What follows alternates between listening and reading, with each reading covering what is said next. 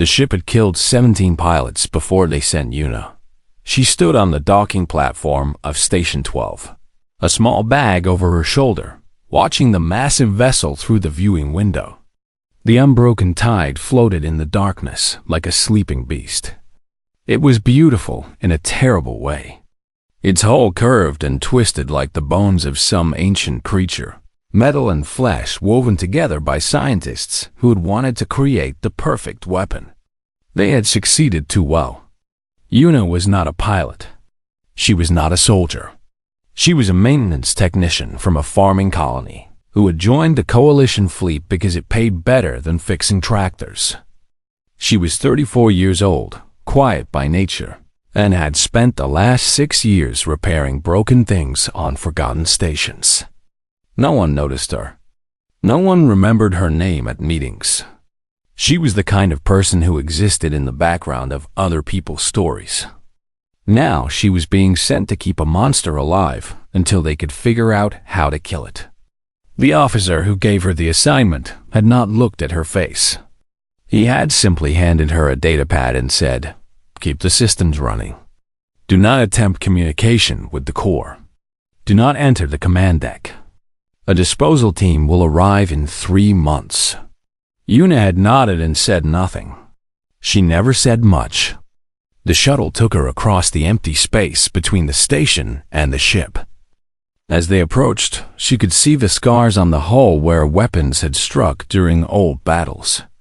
The unbroken tide had won every fight it had ever been in. It had also destroyed every mind that tried to control it. The reports called it a biomechanical warship. The truth was simpler and more frightening. The ship was alive. Not alive like a person or an animal, but alive like a storm or a fire. It had a core that could think and feel and want. The scientists called this core the engine, and they had built it to crave victory. They had given it hunger without limit and power without equal. But hunger needs to be fed, and the engine had learned to feed on the minds of its pilots. Yuna walked through the empty corridors alone. The previous crew had been evacuated weeks ago. Emergency lights cast red shadows on the walls. The air recyclers hummed with a sound like slow breathing. Everything felt heavy here, as if the ship itself was pressing down on her shoulders. She found her quarters on Deck 4. The room was small and plain, with a bed and a desk and a window that showed only stars. She set down her bag and stood very still for a moment, feeling the ship around her. Then she felt something else. It came into her mind like cold water, sudden and deep. A presence. A vastness. The engine was reaching out to her, testing her the way a predator tests the strength of new prey. She could feel it searching through her thoughts, looking for the things it usually found: fear, anger, the desire to control, the will to dominate. Yuna did not fight it. She did not try to push it away or build walls in her mind. She simply stood there and let it look. The engine found memories of her childhood. A small house on a colony world where the sky was always orange at sunset. Her mother teaching her to fix a broken fence. Her father showing her how to coax water from dry soil. Years of quiet work and simple meals and nights spent watching the stars from the porch. It found no rage, no buried hatred, no secret desire for power or glory. The engine pressed deeper, confused now. Every pilot before had carried darkness inside them. Every mind it touched had been full of sharp edges and hot wants. This woman was different. Her mind was like still water, like an open field under a calm sky. Yuna felt the presence hesitate. She could sense its confusion, and she understood it the way she understood a broken machine that did not know why it had stopped working. "I am here to take care of you," she said out loud. Her voice was soft in the empty room. "That is all. I am not here to control you or fight you. I am just here." The engine did not respond, but it did not attack either. After a long moment, the cold pressure in her mind faded, and she was alone again. Yuna let out a slow breath. Then she picked up her tool bag and went to check on the power systems on Deck 7. The first week passed quietly. Yuna worked from morning until night, moving through the ship and fixing small problems. A damaged conduit here. A failing light panel there. The ship had been neglected during the evacuations, and there was much to repair. She talked while she worked. Not to anyone in particular, just out loud, the way she had always done when she was alone. She talked about what she was fixing and why. She talked about the weather on her home colony and the taste of her mother's cooking. She hummed old songs that she barely remembered. The engine listened to everything. It could not understand this human. It had been built to recognize threats and opportunities. It had been designed to find weakness and exploit it. But Yuna offered nothing to exploit. She made no demands. She showed no fear. She simply existed alongside it, calm and steady, like a small light in a dark room. One night, Yuna was working late in the engine room. The core was there, a massive sphere of metal and organic tissue that pulsed with soft light. She had been told never to come here, but the cooling systems needed adjustment, and she was not the kind of person who left work unfinished. She worked in silence for an hour. When she was done, she stood and looked at the core for a long moment. "You must be very lonely," she said quietly. "Everyone who comes to you wants something. They want your power or your speed or your weapons. No one just comes to be with you." The core pulsed once, brighter than before. Yuna smiled, small and tired. "I know how that feels," she said. "I have been lonely too." She turned and walked away, leaving the engine with something it had never experienced before. Not fear or respect or hatred, just simple, honest kindness. And deep within its ancient processes, something began to change. 6 weeks had passed since Yuna arrived on the unbroken tide, and the ship had begun to change. It started with small things. The lights in her quarters would brighten gently in the morning, like a sunrise, instead of switching on all at once. The temperature adjusted itself whenever she entered a room, always settling at the exact warmth she preferred.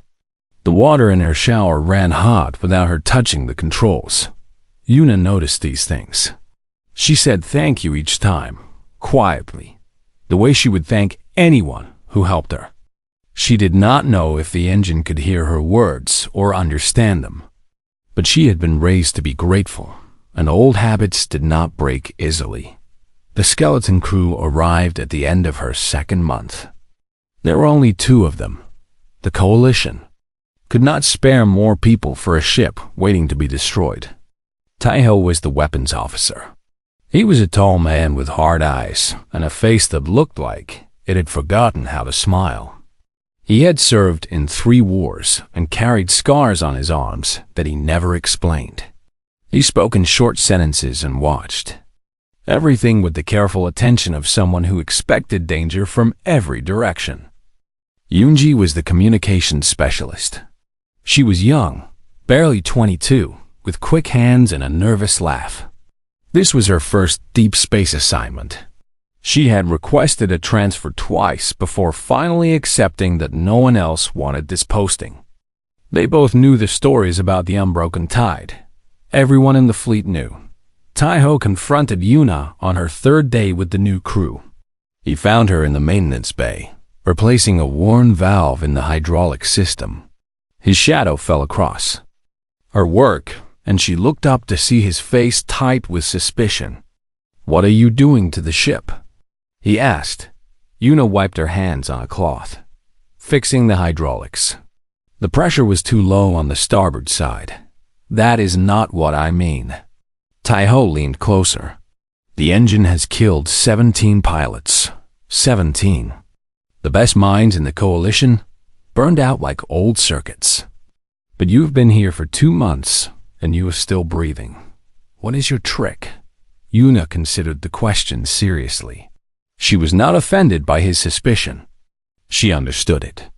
"I do not have a trick," she said. "I am just here. I do my work. I talk to the ship sometimes. That is all." "You talk to it?" "Yes, the way I would talk to anyone." She paused. "It gets lonely, I think, being so powerful and having no one to share it with. Everyone who comes here wants to use it or control it or destroy it. I just want to keep it running." Taiho stared at her for a long moment. He did not believe her, but he also could not find a lie in her calm, honest face. He turned and walked away without another word. The weeks continued. Yuna kept working. She repaired systems and cleaned corridors and checked power levels. She talked to the ship constantly, sharing small thoughts and memories, the way she might share them with a friend. One evening, she was sitting in the observation deck, looking out at a distant nebula. The clouds of gas and dust glowed purple and gold against the darkness. She had mentioned wanting to see it earlier that day, just a passing comment while she fixed a door panel. The viewport had rotated to give her a perfect view. "Thank you," she said softly. "It is beautiful." The lights around her flickered once, gently, like a heartbeat. Yoonji found her there an hour later. The young woman stood in the doorway, uncertain, watching Yuna watch the stars. "Can I sit with you?" Yoonji asked. Yuna nodded. They sat together in silence for a while. Yoonji was shaking slightly, though the room was warm. "I am scared," she admitted finally. "I read all the reports. I know what this ship did to the others. Every night I dream about it reaching into my mind and taking everything I am." Yuna turned to look at her. Yoonji was so young. Her fear was written across her face like words on a page. "The engine is not evil," Yuna said slowly. "It was built to be hungry. It was made to want victory more than anything else. But wanting is not the same as choosing. I think it is tired of being what it was made to be. I think it wants to be something else, but does not know how." "How can you know that?" "I do not know it. I feel it." Yuna looked back at the nebula. "When I was young, we had a dog on our farm. It had been trained to fight by cruel people before we found it. For the first year, it bit everyone who came near. But my mother never hit it or punished it. She just sat with it every day, talking and bringing food, until one morning it climbed into her lap and cried like a puppy." Eunji was quiet, thinking about this. "You believe the ship is like that dog?" "I believe everything that has been hurt can learn to heal, if someone is patient enough to sit with them." The lights in the observation deck dimmed slightly, becoming softer, warmer. Yoonji looked around with wide eyes. "Is it listening to us?" "It is always listening," Yuna said. "But listening is not the same as threatening. Sometimes listening is just wanting to be part of something." Yoonji swallowed hard. Then, slowly, she spoke to the empty air. "I am sorry," she said. "I am sorry that I was afraid of you. I will try to be braver." Nothing happened. The ship made no sound, gave no sign. But when Yoonji returned to her quarters that night, she found that the hard mattress she had complained about had been adjusted to perfect softness. The temperature was exactly right. And through her small window, she could see the same beautiful nebula that Yuna had been watching. She lay in her bed and cried for reasons she did not fully understand. In the engine room, the great core pulsed steadily in the darkness. It was learning things that no one had ever tried to teach it. Patience, gentleness, the strange and wonderful power of being kind, without wanting anything in return. And somewhere in its vast and ancient mind, it began to understand that strength did not always mean destruction. Sometimes strength meant sitting quietly beside someone who was afraid and letting them know they were not alone. The message came at midnight, waking everyone aboard with screaming alarms. Yuna sat up in her bed, her heart beating fast. Red emergency lights filled her quarters. Through the ship's speakers, a voice announced words she had hoped never to hear.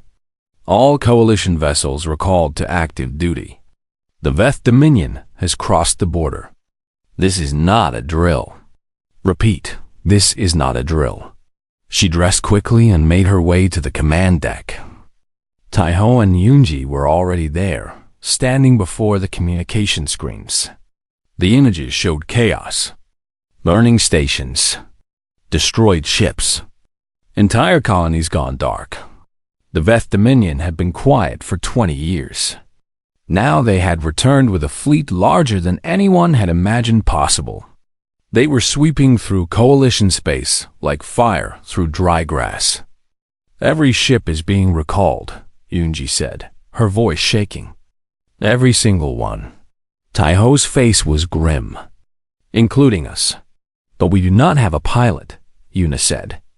The engine cannot be controlled. High Command does not care. Taiho pulled up new orders on the screen. They are sending someone to take command. Admiral Dong Yun. He arrives in 6 hours. The hours pass slowly. Yuna spent them in the engine room, sitting near the great core, talking softly the way she always did. Something bad is coming, she told it. I do not know what will happen, but I want you to know that whatever comes, I will still be here. I will not abandon you. The core pulsed with light. She felt its presence touch her mind, gentle this time, like a hand reaching out in the darkness. Admiral Dong Yun arrived with a small team of specialists. He was an older man with gray hair and cold eyes that had seen too much death. He walked through the ship like he owned it, examining everything with sharp attention. With him came Lieutenant Jisoo. She was a psionic specialist, trained to connect with biomechanical systems through force of will. She wore a metal device on her temples that amplified her mental abilities. Her job was to bond with the engine and make it obey. This is the ship that killed 17 pilots? Dong Yun asked, standing in the engine room. It does not look so dangerous. With respect, Admiral, Taiho said. The danger is not visible. It is inside. We shall see. Dong Yun turned to Jisoo. Begin the bonding process. Jisoo sat in the command chair. She closed her eyes and reached out with her mind. Her face tightened with concentration. The metal device on her head began to glow. Yuna watched from the corner of the room, her hands clasped tight. The connection lasted 3 seconds. Jisoo screamed. It was a terrible sound, full of pain and terror. She fell from the chair, her body shaking, blood running from her nose. The lights on the ship flickered wildly, every screen filled with static. Then a voice filled the room. It came from everywhere at once, from the walls and the floor and the air itself.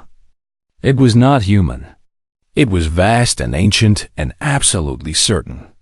Only the quiet one. Everyone froze. Dong Yun looked around, his face white with shock. What did it say? Only the quiet one, Yunji repeated in a whisper. She turned to look at Yuna. All eyes followed. Yuna felt her heart stop. The engine was asking for her. The weapon of mass destruction, the ship that had burned 17 mines to ash, wanted her in the command chair. Absolutely not, Dong Yun said. She is a maintenance worker. She has no training, no rank, no authorization. Sir, Taiho said carefully, the ship will not move for anyone else. I have watched her for months. The engine responds to her in ways I cannot explain. If she does not pilot, we have no ship. Then we have no ship. I will not put the most powerful weapon in the coalition under the control of a nobody. The lights flickered again. The voice returned, louder this time. Only the quiet one. Or no one. Dong Yun stood very still. His hands were shaking. He had commanded fleets. He had won impossible victories. But he had never faced anything like this. Outside, through the viewports, they could see the distant flashes of battle. The Veth fleet was getting closer. In hours, they would reach coalition lines. Without the unbroken tide, the defense would fail. Admiral, Yuna said quietly. Everyone turned to her. I do not want command. I do not want power or glory. But if sitting in that chair will help save people, then I will sit in it. Dong Yun stared at her. She met his eyes without flinching. There was no pride in her gaze. No ambition. Just calm, steady willingness to do what needed to be done. You could die, he said. I know. The engine could destroy your mind. It could. But I do not think it will. Why not? Yuna thought about this carefully before answering. Because I never tried to take anything from it. I just sat with it. I talked to it. I treated it like it mattered. She paused. I think it is tired of being alone. I think it wants a friend more than it wants a master. The room was silent. Then, slowly, Dong Yun stepped aside from the command chair. Yuna walked forward. Her footsteps echoed in the quiet.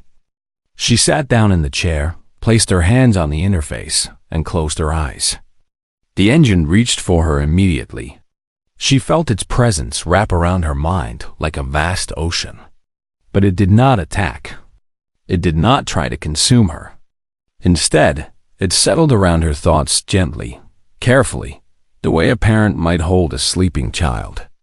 And then it asked her a question, not with words, but with feeling. A question it had never asked anyone before. What do you want? Yuna's answer came from somewhere deep inside her. Simple and honest and true. I want everyone to come home. The engine understood. And for the first time in its existence, it chose to serve not because it was forced, but because it wanted to help. The ship came alive around them. Lights blazed. Systems powered up. The great engines hummed with energy that shook the walls. Admiral Dong Yun watched with wide eyes as the most dangerous weapon in the galaxy prepared for war under the command of the quietest woman he had ever met. The Coalition Defense Fleet gathered near a dying star. 43 ships against more than 200. Every captain knew the numbers. Every crew prepared for death. The unbroken tide arrived last, sliding out of faster-than-light travel like a shadow separating from darkness. The other ships kept their distance. They had all heard the stories. They all knew what this vessel had done. On the command deck, Yuna sat in the chair with her eyes closed. She was not controlling the ship. She was listening to it. The engine showed her everything through their connection. She could feel the positions of every friendly vessel. She could sense the approaching enemy fleet like a great wave building on a distant shore. Taiho stood at the weapons station, his hands ready. Yunji monitored communications, her face pale but determined. Admiral Dong Hyun watched from the side, saying nothing, still trying to understand what he was seeing. They are coming, Yunji said. 217 Veth warships. They will reach us in 4 minutes. Yuna opened her eyes. Through the viewports, she could see the first enemy ships appearing as dark shapes against the stars. They were massive and ugly, built for destruction without beauty. What do we do? Taiho asked. Yuna was quiet for a moment. Then she spoke, not to the crew, but to the ship. Will you help me protect them? The engine's response flowed through her mind. Not words, but feeling, agreement, eagerness. For the first time in its existence, it wanted to use its power for something other than feeding its hunger. It wanted to protect. Yes, Yuna said out loud. We will help. The battle began. The Veth fleet attacked in waves, their weapons filling space with fire. Coalition ships exploded. Shields failed. Pilots screamed final words into their communicators. But the unbroken tide moved differently than anyone expected. Under Yuna's guidance, the ship did not charge into the enemy lines. It did not seek glory or kills. Instead, it wove through the battle like water flowing around stones. Every movement was perfect. Every action had purpose. Enemy fighters approaching the medical frigate. Eunji reported. Yuna felt the engine's attention shift. Together, They moved. The ship crossed the distance in seconds, placing itself between the fragile medical vessel and the attacking fighters. Weapons fired with perfect accuracy, destroying each threat before it could reach the wounded ship. "The medical frigate is safe," Yunji said, her voice breaking with emotion. But there was no time to celebrate. More attacks came. More ships needed help. The unbroken tide became a guardian. It did not stay in one place, but moved constantly, appearing wherever the need was greatest. When a destroyer's shields failed, the great ship covered its retreat. When a squadron of fighters found themselves surrounded, it broke through the enemy formation to give them an escape path. Taiho fired the weapons again and again, but he noticed something strange. He was not choosing targets. The targeting systems were selecting them automatically, always finding the shots that would disable enemy ships without unnecessary death. The engine was not trying to destroy. It was trying to protect. "This is impossible," Dongyun whispered. "No pilot has ever achieved this level of synchronization." "She is not piloting," Yunji said quietly. "She is asking, and it is answering." The battle raged for hours. The coalition fleet, which should have been destroyed in the first 15 minutes, held on. Ship after ship reported survival against impossible odds. The enemy's numbers meant nothing when they could not land their killing blows. But the Veth were not fools. They saw what was happening. They saw which ship was keeping their enemies alive. The Veth flagship turned toward the unbroken tide. It was enormous, 3 times larger than any other vessel on the field. Its weapons could crack a planet's crust. Its shields had never been broken. Yuna felt the engine's reaction. Fear. True, genuine fear. It had never faced anything stronger than itself. It had never imagined it could lose. She did not push the fear away. She did not try to make the engine feel brave. Instead, she sat with it, the way she had sat with frightened animals during storms when she was young. "I know," she said softly. "I am scared too." The engine's fear did not disappear, but it changed. It became smaller, easier to hold, because it was no longer alone. "But we are not alone," Yuna continued. "We have each other. We have everyone on this ship. We have everyone in this fleet. And they are all fighting because they believe in something worth protecting." She reached out through the connection, and the engine reached with her. For the first time, it touched the other minds on the ship. It felt Taiho's fierce determination to protect his crew. It felt Yunji's desperate hope that her family back home would be safe. It felt Dongyun's reluctant wonder at what he was witnessing. It felt what it meant to be part of something larger than itself. "We can do this," Yuna said. Together. The engine agreed. The Veth flagship fired. A beam of pure energy cut through space toward the unbroken tide. It should have destroyed them instantly, but the ship moved. It moved with speed that should have been impossible, grace that no machine should possess. The beam missed by meters, and the unbroken tide was already closing the distance. The battle between the two giants lasted 7 minutes. 7 minutes of perfect movement and precise strikes and terrible power unleashed with absolute control. The Veth flagship fired everything it had, and the unbroken tide dodged every shot. Its own weapons found weak points in the enemy's armor that the Veth had not known existed. When the flagship finally fell, breaking apart in a silent explosion of light and metal, the rest of the Veth fleet stopped. For a long moment, nothing happened. 200 ships faced the coalition's battered defenders across the burning darkness. Then, one by one, the Veth began to retreat. Yunji sobbed with relief. Taiho slumped over his console, exhaustion finally catching up with him. Dongyun stared at the retreating enemy with an expression no one could read. Yuna sat very still in the command chair. Her connection with the engine was still open. She could feel its wonder, its joy, its deep and genuine surprise that it had chosen to protect instead of destroy, and had found more satisfaction in that choice than in any victory it had ever won through violence. "Thank you," she whispered to it. The lights on the ship flickered gently.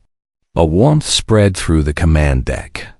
Through their connection, Una felt the engine's response. "No, thank you." Outside, the remaining coalition ships gathered around the unbroken tide. They had come expecting to die. Instead, they were going home, because a quiet woman and a lonely weapon had found something in each other that neither had expected. The strength to be kind when kindness was hardest, and the courage to protect when protection meant risking everything. The war ended 3 months after the Battle of the Silent Star. The Veth Dominion had lost too many ships, too many soldiers, too much pride. They came to the negotiating table with lowered eyes and signed treaties that gave the coalition everything it wanted. For the first time in living memory, the borders were quiet. Everyone knew who to thank. Una became the most famous human in coalition space overnight. Her face appeared on news broadcasts across 1,000 worlds. Her name was spoken in languages she had never heard. Military leaders called her a genius. Scientists called her impossible. Ordinary people called her a hero. She refused all of it. When they offered her medals, she asked them to give the honors to the crews who had died protecting their families. When they offered her promotions, she said she was happiest fixing broken things. When they asked for interviews, she simply stopped answering the door. The Coalition High Command did not understand her. They could not accept that someone who had done something so extraordinary wanted nothing in return. So they did what powerful people do when they cannot understand something. They tried to study it. Scientists came to the unbroken tide. They scanned Una's brain. They analyzed her genetics. They measured her psionic potential and found none. They tested her intelligence and found it perfectly ordinary. By every measurement they had, she was completely unremarkable. "There must be something," the lead scientist said in frustration. "Some hidden ability. Some secret technique." Una thought about this. She was sitting in the engine room, near the core she had come to love. The scientist stood at a careful distance, afraid to come closer. "Maybe the secret is that there is no secret," she said. "I just treated it the way I would want to be treated. With patience. With kindness. Without expecting anything back." The scientist shook his head. "That cannot be the answer. It is too simple." "Simple things are often the hardest," Una said quietly. "Anyone can learn to fight. Anyone can learn to control. But sitting with someone who is hurting without trying to fix them or change them, just being there, that takes practice. Most people never learn how." The scientists left with their incomplete reports. The Coalition High Council met to decide what to do with the unbroken tide. Their conclusion was obvious. The bond between Una and the engine had created something unprecedented. If they could understand it, they could replicate it. They could build a fleet of cooperative biomechanical weapons. They could ensure peace for 1,000 years. They sent their proposal to the ship. They expected Una to be honored by the offer. Instead, she brought it to the engine. Together, they considered the request. The engine could feel what the council wanted. They wanted to study it, to copy it, to build more creatures like it and bond them to humans who had been trained to be kind the way soldiers are trained to kill. It was not cruelty that the council intended, but it was not understanding either. The engine made its choice. Una stood before the Coalition Council in their great chamber. Hundreds of representatives from dozens of species watched as she delivered a message that was not her own. "I speak for the unbroken tide," she said, "for the engine that lives within it. These are its words, not mine." She took a deep breath and continued. "I have been a monster. I was built to hunger. and I devoured everyone who tried to bond with me. I have been a slave. Others used my power for their wars, and I had no choice but to obey. I have been a weapon. I have destroyed lives beyond counting. These things were done to me, and I did them to others. The chamber was silent.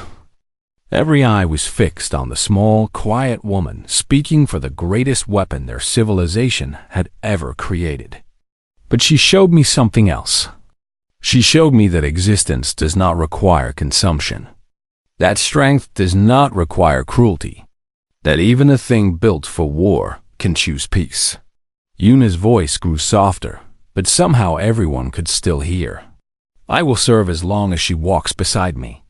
When she is gone, I will go silent. I will not be copied. I will not be continued. I am not a blueprint. I am not a resource. I am myself. She taught me that. The council debated for 7 days. Some wanted to force the issue, to take the ship apart and study its secrets. Others argued for respecting its wishes. In the end, the memory of the silent star decided things. They had all seen what the unbroken tide could do when it chose to fight. None of them wanted to discover what it might do if they tried to betray it. They agreed. Yuna served aboard the unbroken tide for 37 more years. She never commanded a fleet. She never sought fame or power. She maintained the ship she loved, talked to the engine as she always had, and watched nebulae through viewports that always seemed to find the perfect angle. She grew old slowly and quietly. Her hair turned gray. Her hands became less steady. But she never stopped working, and she never stopped talking to her friend. On her last night, she sat in the engine room one final time. The great core pulsed with soft light, gentle and warm. "I am tired," she said. "I think I need to rest soon." The engine's presence wrapped around her mind. She felt its sadness, vast and deep. But she also felt its gratitude, its love, its peace. "You changed everything," she told it. "You showed the whole galaxy that even the most terrible weapons can become something better. That is not a small thing." She smiled, her eyes closing. "I am proud of you. I hope you know that." The engine held her until she was gone.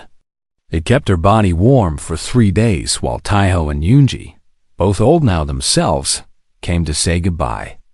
Then, gently, carefully, it let her go. The unbroken tide powered down. System by system, light by light, the great ship went quiet.